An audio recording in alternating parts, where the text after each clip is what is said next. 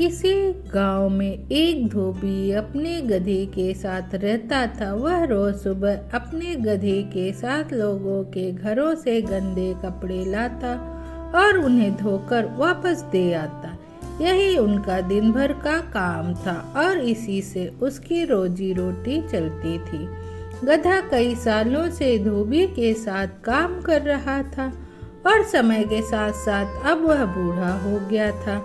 बढ़ती उम्र ने उसे कमजोर बना दिया था, जिस वजह से वह ज्यादा कपड़ों का वजन नहीं उठा पाता था। एक दोपहर धोबी अपने गधे के साथ कपड़े धोने धोबी घाट जा रहा था।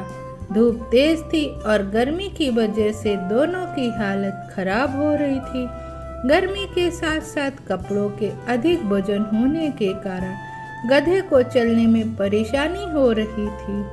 वो दोनों घाट की तरफ जा ही रहे थे कि अचानक गधे का पैर लड़खड़ाया और वह एक गहरे गड्ढे में गिर गया।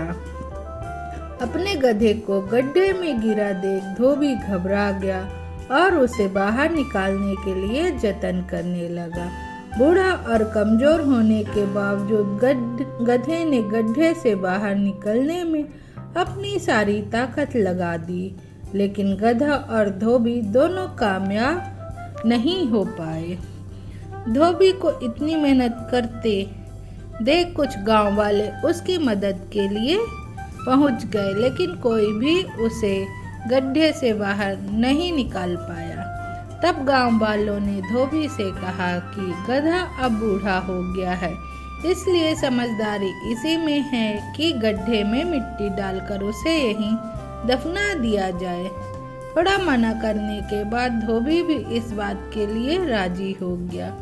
गांव वालों ने फावड़े की मदद से गड्ढे में मिट्टी डालना शुरू कर दिया। जैसे ही गधे को समझ आया कि उसके साथ क्या हो रहा है, वह बहुत दुखी हुआ और उसकी आंखों से आंसू निकलने लगे। गधा कुछ देर चिल्लाया, लेकिन कुछ देर बाद वह चुप हो गया।